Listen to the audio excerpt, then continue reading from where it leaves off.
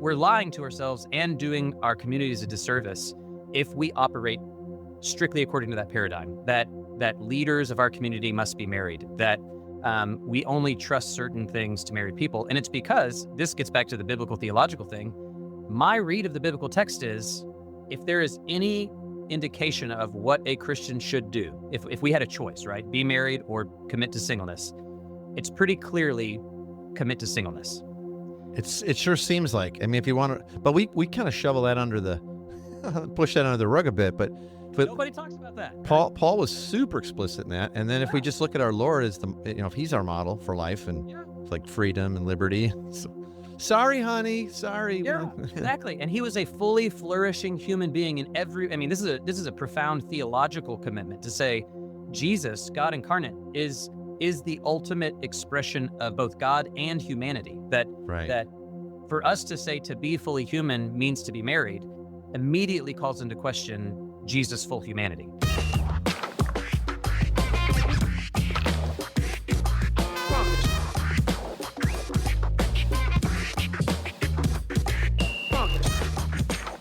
Welcome to the Everyday Disciple podcast, where you'll learn how to live with greater intentionality and an integrated faith that naturally fits into every area of life. In other words, discipleship as a lifestyle. This is the stuff your parents, pastors, and seminary professors probably forgot to tell you.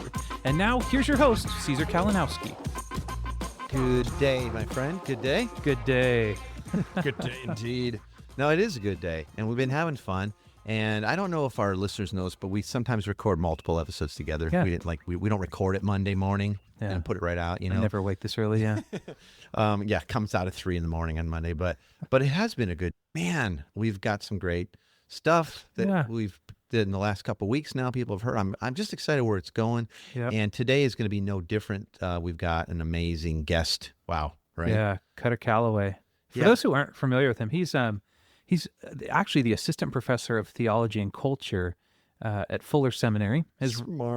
Super smart. Yeah. His writing typically will focus on the interaction between theology and culture, and we're going to have him back on to talk about how to watch movies and TV shows through a theological lens. It's great to have an expert. Like this guy's like the brainiac studied his whole life, professor of it. So absolutely, that's why I'm so stoked, man. Yeah. So actually, one of the things he's working on now is a project that's concerned with the aesthetic dimensions of atheism. So, because why not? What? So, but today we're talking about his book, Breaking the Marriage Idol, about reconstructing our cultural and spiritual norms when it comes to marriage and singleness. Yeah, and how the culture speaks into all that, and it's changing and shifting. Yep. And I had an amazing conversation about just that with my own son several months back. He's an attorney, and he actually works for a firm that's connected to media and the arts and entertainment and all that, but also some very interesting understanding of, because he's full-on believer, understanding of marriage from a secular and social construct versus and over and against biblical marriage and all that, and how, they're two very, very different things. And so, anywho, very excited to have our guest on today. Yeah. Hey, Cutter, thanks for joining us. Absolutely. Thanks for having me. I got to ask you, Cutter, any history to that name? Being a Caesar and one of 5 Caesars now in the world. My grandson's number 5. But what's behind the name Cutter? And Cutter Calloway. You sound like a rock star or movie star. Yeah, that is cool. I really wish there was some like romantic story, and I used to think there was, but my dad was actually youth pastor in Texas, and for the longest time I thought that the students in his youth ministry had named me in the womb, and out I came, and it stuck, and I was, the beloved son of this community. Well, turns out I'm one of 5 kids, and my parents are both K's too. So it's Kenny, Kathy, Camden, Cutter, Cassidy, Kate, and Colt. Wow. Boom. I know. Wow. I know. So I'm number 2, and apparently my dad just came up. Now I learned this only like 18 months ago, that apparently there was some racehorse in Houston that went by the name of Cutter, and my dad liked it and badgered my mom, and she said, "No, we're never going to curse our child with that name." and literally driving to the hospital in labor, my dad keeps needling her. If it's a boy, can it be Cutter? And she said, "Fine, if you'll just shut up and let me be in labor, we can name him Cutter." And that's no way. So, well, it could have been Secretariat. So I mean, we're grateful. True. Very good point. Very good. Grateful for the. No, it's great, man. Hey, one of the things that we're excited about is talking about your new book. called And really Break- the topic in the book, that's what we're most excited about. Like, we don't mind hawking the book, but but we want to get to the stuff, man. Yeah, so this book's called Breaking the Marriage Idol, and the subtitles are Reconstructing Our Cultural and Spiritual Norms. So we just want to jump into this topic of marriage and singleness. In your opinion, when it comes to the question of marriage and singleness specifically, what role does culture play in all of this? Yeah, well, it's kind of funny. It's one of these books that is not, if you look at sort of what I do and what I teach on and my experience and background, it would not lead anyone to say, "Oh, this guy's going to write a book on marriage." Sure. And But I even but you thought- are married, so I am. I'm an expert at this one marriage. If you just ask my wife, and but it basically is in fact sort of rooted in what I do in terms of like theology and culture, and that it's really a theological engagement with culture, both the broader culture in which we all live and move and have our being, and then also this interesting, sometimes odd subculture of American Christianity, and uniquely then focused on this question of what does it mean to be married and single, both in the church and then in society at large. And is the church offering anything different or compelling, or even at the very basic level, Christian in the way we think about our community and it being comprised of both single and married people? So that's where it emerged out of just various conversations with friends, family members, colleagues, associates. But at the end of the day, it really is this sort of cultural analysis of what are we doing right and where might we do better? why do you think we've gotten to this point where there seems to be a very spoken about and very vocal sort of debate out there about the way the church sees marriage and the way the culture, sees and participates now in what is called marriage? And, is it even biblically grounded on either side, or should it be, are they two different things? Because, I had to go get a marriage license from the state, Yeah. but it had nothing to do with my covenantal entering in with my wife. It was just a kind of like IRS thing, I had to get one, Yeah, and I mean, I think it's a fantastic point of one, are these, is there a time now that we need to name these as different things? And what would be the goods and bads of that? I mean, I'm not even, and in the book I don't do that, but even now I don't know if I know the answer to that. However, what is the case is that for the last however many hundred years, at least in the US, the broader cultural norms reflected Christian norms. And so the question wasn't even there. So the getting your marriage license was a sort of de facto same thing as being married within the church, right? I mean, the sort of vision of what that meant was kind of part A, part B, same process. Yeah, exactly. And so now as we're sort of increasingly a post-Christian, even a post-secular society, both as citizens of this broader society, but then as Christians who are inhabiting a pluralistic context, we need to start asking these questions of what does distinguish a Christian marriage from something that's not that, and is the terminology what we want to hold on to, so that we start saying not only is this thing marriage, but this needs to be marriage for everyone, or are we comfortable saying this is what marriage means for us, this community, because of our faith commitments, our theological commitments? And if that's the case, and that's where the book really gets at, if that's the case, then how should that actually impact our day-to-day lives, the way that we lead, the way that we lead our own communities, whether as professional pastors or lay leaders, and then just the way that we interact with each other as a community. I think all stems from that core question of what exactly is it, and is it, quote unquote, biblical? Well, and see, I think the debate seems to be pitted on two sides of, and here I have to quote another famous theologian, Inigo Montoya, who says, Yes, you keep using that word. I don't think it means what you think it means. And is it just a semantical wrangling, or is there completely now that the culture is not necessarily biblical based or a Christian culture, quote unquote? Is it really two different things that we're looking at? And is that going to be okay? Or is it just, suck it up, church? I'm going to go two directions with that answer, I think. And again, this is what I think right now. But on the one hand, I think they're actually the exact same thing. And part of what I do in the book is I say, at least for me, my sort of demographic, I'm about to be 40, so there's how old I am.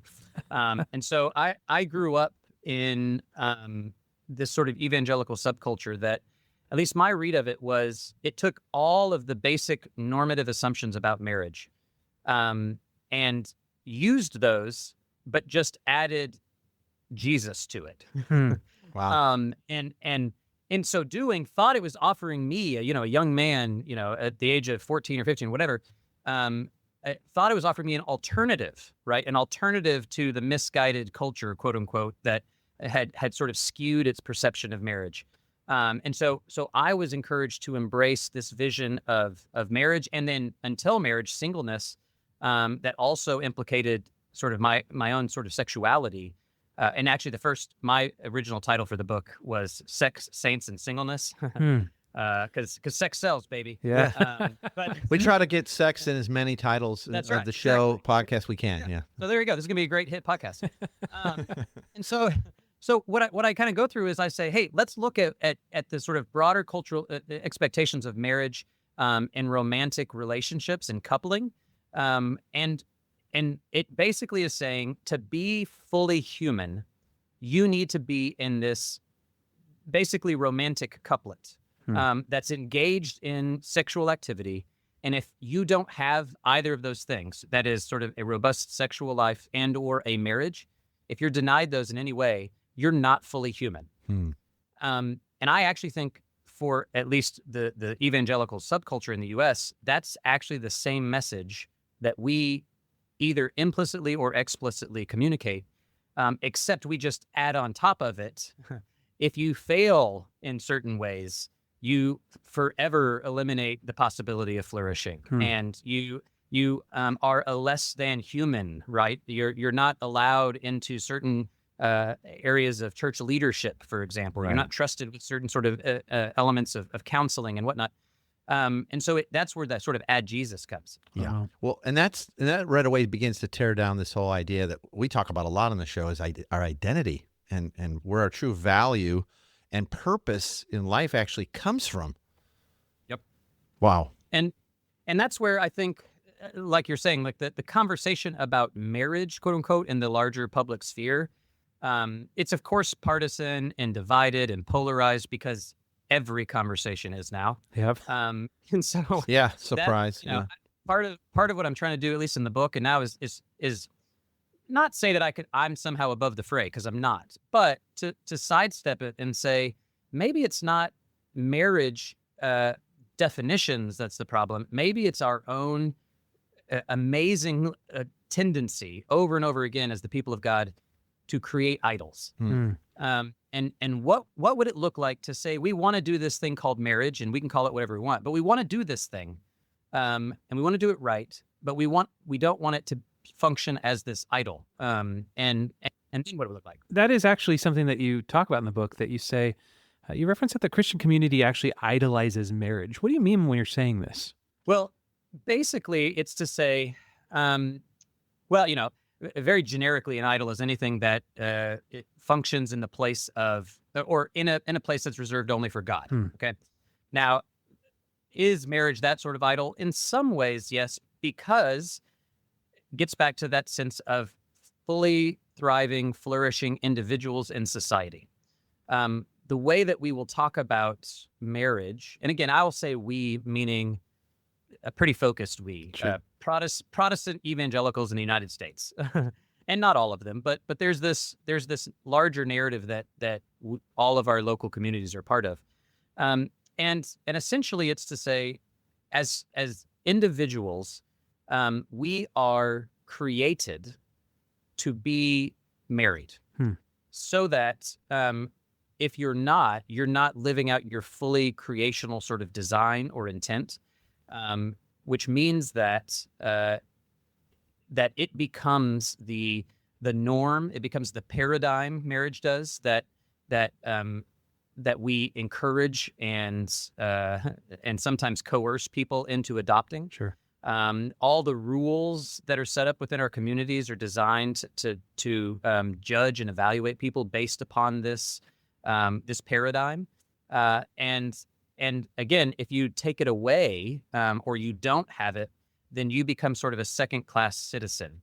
You become there becomes something wrong with you actually at a certain point. It's not simply that you're not married; it's that you're broken. You're not fully a member of the community.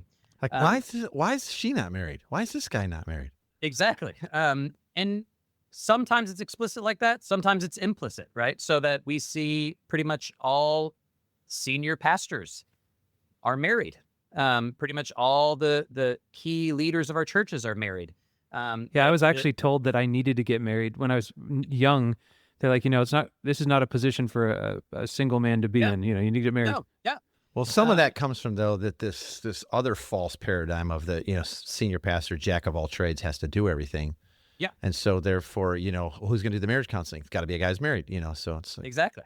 Yeah. And there's again, part of what I'm getting at is not to say that people shouldn't be married or pastors shouldn't be married. It's to say, man, if we look biblically, if we look historically at the Christian tradition, we are doing we're lying to ourselves and doing our communities a disservice if we operate strictly according to that paradigm, that leaders of our community must be married, that we only trust certain things to married people. And it's because this gets back to the biblical theological thing.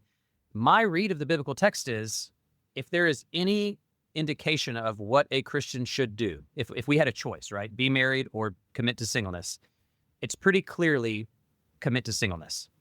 It sure seems like. I mean, if you want to, but we kind of shovel that under the, push that under the rug a bit. But nobody talks about that. Paul was super explicit in that. And then if we just look at our Lord as if he's our model for life and like freedom and liberty. So, sorry, honey. Sorry. Yeah, exactly. And he was a fully flourishing human being in every. I mean, this is a profound theological commitment to say Jesus, God incarnate, is the ultimate expression of both God and humanity. That for us to say to be fully human means to be married immediately calls into question Jesus' full humanity. Yeah. And so these are, I mean, I don't want to overstate it, but these are borderline heresies, right?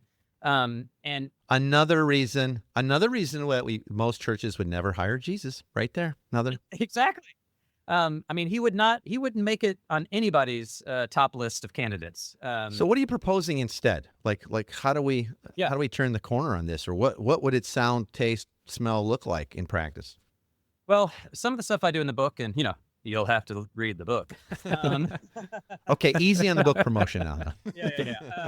No, I really am. One of the things I'm doing, and I'll do a little plug for my podcast too here, that folks can listen. I'm interviewing a number of different people, from whether they're men, women, married, single, some older, some younger, and basically asking that question of like, okay, if we all kind of acknowledge, especially because we're at sort of a cultural tipping point with this whole marriage thing, increasingly people are delaying marriage. Increasingly people are just not getting married.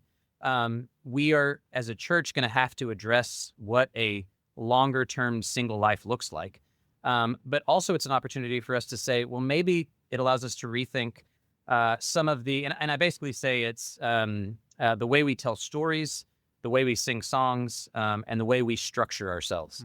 And so how do we narrate from the pulpit, for example? Every preaching illustrations about my kids. Exactly. Or series that are explicitly about marriage and married life. It's shocking to me the kind of sensitivity we'll show in some ways to not alienate certain groups in our community, but not when it comes to marriage. It's just like, well, the next 6 weeks, 50% of you sitting here are not going to care what I'm about to say, but we go on ahead and say it anyway. But beyond simply the content of what we preach and narrate, it would also be the people. So that gets back to hiring practices, the people we put in pulpits. Now, again, I would like these people to be called to a sort of pastoral preaching role, but still, a single people, I think, can do that. Again, the Apostle Paul is a good example. So that's one way of us tinkering with this. Another way is the singing songs part. I think. Yeah, I want to hear this. One question I ask. Everybody hold hands. Well, especially our single folks. There's this really interesting short documentary that HBO produced called, it's something like God is the Bigger Elvis. And it's this woman that starred next to Elvis for a few films, was an up and coming starlet in Hollywood. All signs pointing to she was going to be the next, sex symbol of Hollywood. She goes to this sort of personal retreat at a convent, and basically has a conversion experience and decides to become a nun. And the documentarians go and they're interviewing her and the other nuns there to say, basically, and they're just shocked. They're like, how could someone that had your life not just give it up and become a religious person, but a celibate religious person? Yeah. They were like, seriously, tell us what's going on here. And it was fascinating. These nuns, all single women who make vows to Jesus, right? They see their vocation as being married to Jesus. And they talk about corporate singing as an actual sensual, embodied, orgasmic experience. And you have these nuns saying, what human man, could satisfy me in the way that Jesus does when I sing together with my sisters? Wow. And I'm like, I know. I'm like, that is a countercultural Wow. way of viewing sexuality, marriage, singleness that I look at and I go, I have so much admiration for that. Now you didn't name the actress. It's not Mary Tyler Moore, because she didn't become a nun. But she was in that movie Change of Habit with Elvis, where he was helping out these nuns. Remember that? That was. I wonder if it was inspired by her. God is the bigger Elvis. I think You're gonna have to Google that up later. Okay, it's keep going. Dolores Hart. Dolores Hart. So, this is the kind of thing where I think, this is a side note, but still central to the question of one thing that I discuss in the book of what's become distorted in our conversations about singleness and marriage, especially with young people, is sexuality. So what we've done in this sort of process of idolization is we've punted or delayed our conversations about what does it look like to live as a Christian single or just a Christian person with sexual integrity, either not being married or being married, but being in a season where you're not having sex. Yeah. What does sexual integrity look like? And how do you navigate that? How do you actually cope with that? I'm not shocked that there are so many Christian marriages that fail because of sexual infidelity, in part because marriage doesn't solve sexual dysfunction, right? And so I want to say, how might we? But we're all told that. But if you're gonna burn, then put a ring on it. Exactly. Now again, there is some pastoral wisdom in that, right? I mean, that I don't want to discount that, but to basically say that's the only answer we're giving, I think is also misguided. We need to say, okay, well, we now realize that we don't live in Paul's time, so we have young men and women that are not going to get married for another 10, 15, 20, 30, 50 years. What does sexual integrity look like for them? Yeah. Conversely, as I look at, I have an author that authors one chapter of the book, and he is a single celibate man. And I say, as a married man, I need to learn about sexual integrity from you. And so there's something about the way, and again, the metaphor is sing together. How might we actually come together as a community in the way we engage the arts and culture and creativity that might actually cultivate a space where we can learn from each other, where we can express those sort of embodied life. Yeah. Whether or not that's ultimately satisfying, like these nuns are saying, I don't know. But I know we got to start forging some of those possibilities. And in comes the emails. Yeah. So, Cutter, what do you think is? I have to two-part this question. So, if you had to, fairly succinctly give us what you think a picture of, a biblical picture of marriage is, could you or would you be willing to? And then secondly, does that, because of what we said, like right at the get-go of our conversation today about, wait a minute, we had one view of it, but another culture has another, and is it the same or is it different? Is a biblical picture of an understanding of marriage, is it even relevant today? That's a good question. In or outside the church? Or is it like, no, marriage is one of those fluid things? Is it? Or what do you think biblically there? So my take, and again, the way I've at least written this book, it emerged in conversation. And so I did that intentionally to say, I want more than just my perspective here. And I actually think that's kind of an important part of us getting in a room and saying, all right, here's my sense of it. Here's my read of the biblical text. Here's what I've inherited. what about you? And where am I blind to this? So I say all that because this is my take, but I say it with sort of, it's provisional, right? Sure. That's kind of where I'm at right now. I'm not convinced that we right now as the church need to be dictating what marriage means for the larger society. In large part because, one, I'm committed to a sort of being a civil citizen of a pluralistic democracy. And so that's part of what is in the back of my mind. But two, I don't think we've figured it out and are functioning in a healthy enough way to have any sort of moral standing to do that. Well, now you're getting to the crux of it. Yeah, I mean, I think we need to, get our own house in order before we can even pretend to be the sort of arbiters of what is good or not for everybody else. And that really is what the book's about. And so when it comes to biblical marriage, the funny story is the idea sort of emerged. I wrote a couple of drafts. I sent it to the publisher, and they came back and they go, you gave us a lot of really good reasons why not to get married.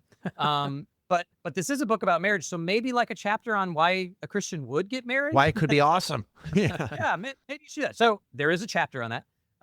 But it was actually one of the most fun chapters for me to write because what I did was I said, okay, let's say that this notion of a sort of romantic Disney-fied love is not what the Christian vision of marriage is. If we scrub that from it, if as best we can, what would a biblical, quote unquote, and even that, I'm not even sure I like that term because and you can read this in the book, that I go through 2 whole chapters of biblical marriage. And it's a complex thing that isn't really clear cut. What does that mean? And again, it gets back to Paul and Jesus both pretty clearly say marriage is not ultimate, right? It's for now, it's a specific calling that's really hard. But I basically say, here's sort of 5 ways to think about marriage and Christian marriage in particular. Again, not that this is what everyone in society should do, but if we're committed Christians. And one is justice. How can 2 people come together and commit to enacting justice in their life in the world? I use the example of C.S. Lewis, who married his wife in part to prevent her kids from having to go back to an abusive father in the U.S.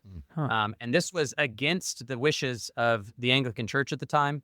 And he basically entered into a civil marriage for the sake of justice, to say, I want to care for specifically the widow and the orphan. Wow. And now this, you got to be careful. This isn't like the savior mentality, but it is, what if 2 people, when they were saying, should I as a Christian get married?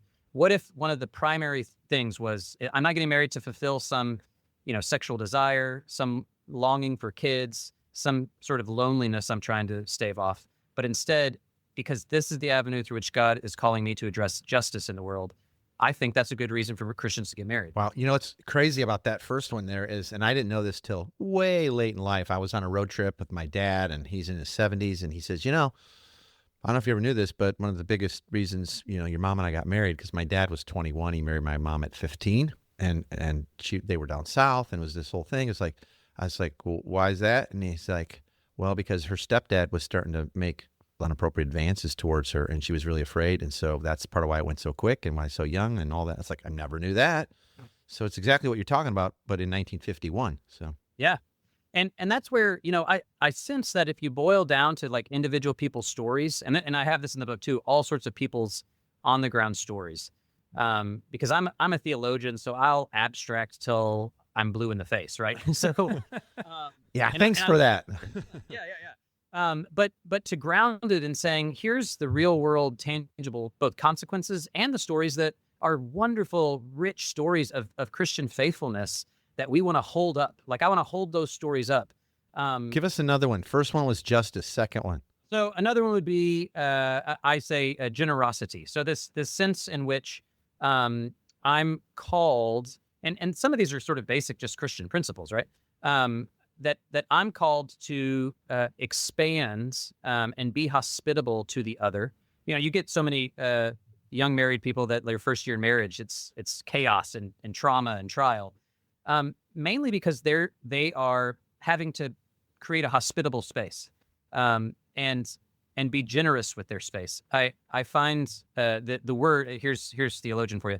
The word hospitality comes from this Latin word that is where we get hostel, hospital, but also and host, but also being hostile towards somebody, hostility. And so there's this sense in which to open up hospitality is not to invite friends who I know are going to repay me in kind, but in fact is to open up a space where I invite the enemy, the foreigner, the other into my most intimate of spaces, and I'm vulnerable with them. And I think that's a lot of how that first season of marriage is, of like negotiating this shared space that you didn't have before. And as a couple, if that is your calling, not only to learn how to do that with each other, but then with others in your life. So then it's the single people who are a part of our community, the widows, the people, the single moms who might have been married and now have kids, the people who've never been married but don't have a community, these sort of things. How are we called to create that sort of generous space and hospitality in and through marriage, not what we generally do? And that is, you have this image of at the wedding ceremony where the couple turns their back on the community and commits to one another, right? As if to say, our love is sort of this dyadic union. It has nothing to do with everybody else. And I'm saying Christian marriage is actually the reason that Paul talks about sexuality so much is because Christian marriage is inviting the community of faith into your bedroom. See, people don't get that though. And we've talked about on the show a lot that marriage may be, and I think this might lean into why the church has idolized it a little bit, if they actually understood it, but that marriage may be one of the strongest pictures of the gospel that God's given us to display. Yeah. Yeah. And another reason why we should take it all the more seriously, and not treat it as sort of an answer to these things it was never meant to answer. That's right. Good, it was never meant to bear the weight of some of the things we ask it to bear. And then finally, well, not finally, there's a number, but this is the third one. Really how I couch it is a call to love, right? And I know that sounds basic, but what I mean by that is I go round and round. Then another book that could be written is Breaking the Childbearing Idol. Because the very next thing that I see most Christian couples deal with, especially women, is the pressure of having children and the devastation that's caused when women are unable, for any number of reasons, to bear children. Yeah. And that's a real thing. I mean, my wife, we struggled with infertility for a number of years. We do now have children, but I saw a woman who really felt called to have children and what that did to her when she couldn't.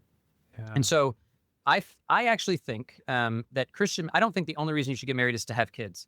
But I do think if you are a couple and you're considering marriage as Christians, and you are at the outset saying, we will not have children and we will not consider adoption or fostering or anything else. In other words, we will not expand beyond the two of us in love. I think you should maybe pause and say, I may be getting married for the wrong reasons. Now, that doesn't mean every Christian couple should have kids or should adopt or should foster. But if it's not even a possibility in your imagination, if you're considering marriage for purely intrinsically self-motivated reasons, I don't think that's necessarily Christian marriage. Wow. I think Christian marriage is a call to extend and move outside of ourselves in love. And the most tangible way I see that is, again, caring for orphans. We have so many foster children and orphans that need families that, to me, that is a profound, again, demonstration of the gospel. Amen. That Amen. Christians can do. Powerful. What's your wife think about all this this new writing you're doing here? She is supportive of it. I wrote this book. Again, I'm an academic. Every one of my books, one to the next, is written in the hopes that she'll read it. And I'm hoping with this one it'll be the case. She's read some drafts of it, but not the whole thing yet. Oh boy. And so, but no, I've told her everything that's in it, and she is fully supportive of it. That's great. Again, I got lucky. I've often said with her that I think she could probably have been married to anybody and had a successful, great marriage. Sure. There was one person that could have worked well with me. Ooh, I'm going to use that because that's true for me too. That's true. Yeah. And I honestly, we got married so young, and again, no one was telling us no, there wasn't anything like that. But but so much could have changed. So much. We knew ourselves so little that I count myself incredibly fortunate that I love my marriage and I think it's wonderful. But I also am part of a family, both my immediate family and extended, that have many marriages that just collapsed and were brutal things that I would not wish upon anybody. And that's part of where I want to go and say, well, wait a minute. Maybe part of what we want to do is think through before we get married, as opposed to how do we prevent the divorce that was always going to happen. Well, right? it sounds like some of the first steps towards it, at least we'll talk from within the church at this point, is to maybe shift some of our expectations and or the weight and reasoning we place upon people unnecessarily, and the stripping of their humanity and identity if they don't somehow fit under these, I don't even know where they came from, set of parameters. So well, and that's that is, I think, the answer and the hardest thing to do. And I start the book, and we can end it here this way too, is with the story that really it comes in the form of narrative more than anything else, what you're talking about. And I open with this story that is in a kid's book that I read to my daughters, and I have to change because it horrifies me. And it's about Mr. and Mrs. Mouse. And, here's Mr. Mouse, and he is lonely. And here's Mrs. Mouse. And this is literally what it says. Here's Mrs. Mouse. She's lonely too. They find each other. And so Mr. Mouse goes from door to door to try to find her again. And when he finally meets her, he says, I really like you, Miss Mouse. Let's get married. So they get Preacher Mole and they get married, and they're never lonely again. Wow. Now this is a kid's storybook. And then when you add to that all of the, the Disney princess films and everything else that they watch, and then when they get a little older, the Taylor Swift music, and then the Bachelor and Bachelorette, and all of these cultural narratives, and then they walk into church and they're told God has an ordained spouse for you that you just need to wait long enough. All of a sudden you get this whole life of narratives that are powerfully telling you who you should be and how you failed if you're not that thing. And that's the tough thing that we need to rework if we're going to undo the power of those narratives. Jeez, man, that is so good. Well, Cutter, thanks so much again. And we're excited, man, to have you on, and we're excited for the book to come out so we can go deeper into these things. And you've certainly given us an awful lot to think about and chew on. And I'm going to get ready for all the emails and posts coming in where people are ticked off at us. And we'll forward those to you if that's okay. Yeah. And you can blind copy me on them, but don't distribute my emo there. That'd be great. Yeah, all righty. Thanks, Cutter. We'll talk to you soon, man. Cool. Hey, thanks a bunch. All right, Caesar, man, what a cool topic. Cool guy, cool topic. I feel like we often hit the marriage thing pretty hard, and I thought it was cool to hear from the singleness too, like the way he kind of focused on. Yeah, a little bit of a slight turn from what I thought maybe we were going, but I'm really excited about what that says, because it's now a little bit of conviction falling here, speaking to a smart brother about this.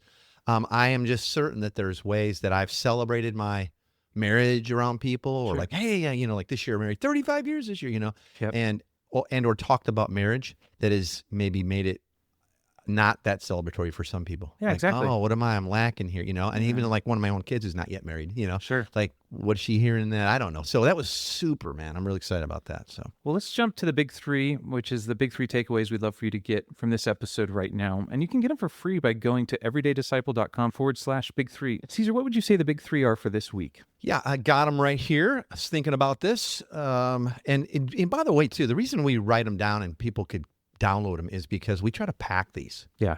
Like, this is sort of like, if nothing else, here's big three takeaways, stuff that hit our heart. Yeah. And maybe it encapsulates the episode in some ways, but I know people are driving or they're at the gym or out walking or whatever. So here they are, big three for this week. First, I think many of the church's narratives have limited our understanding of marriage and obscured our view of this life-giving and kingdom-serving roles that single people in the church can play.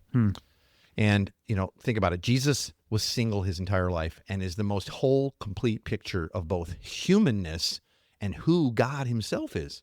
So don't limit your involvement or desires to serve God in or outside the structured church based on your marital status, whether single or married.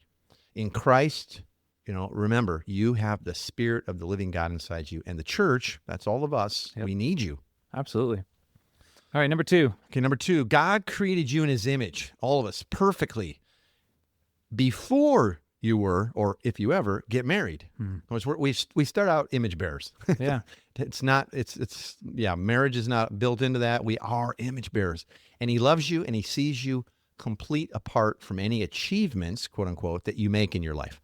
And while marriage is a beautiful gift from God, and it is a beautiful picture, we've talked about this before, of the gospel in action, marriage was never intended to make you a whole person.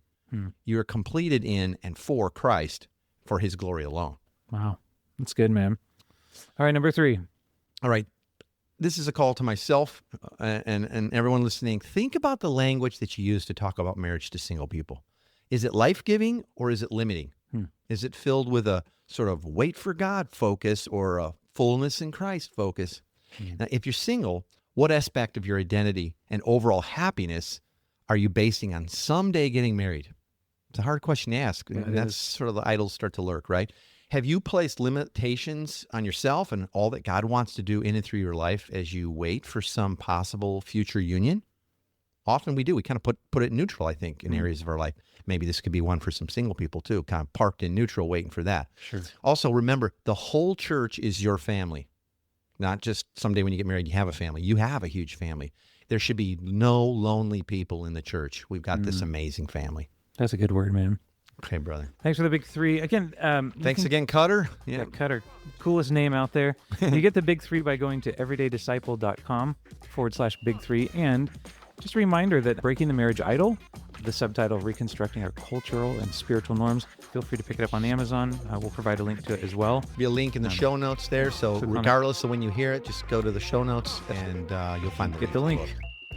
Thanks for joining us today. For more information on this show and to get loads of free discipleship resources, visit everydaydisciple.com. And remember, you really can live with the spiritual freedom and relational peace that Jesus promised every day.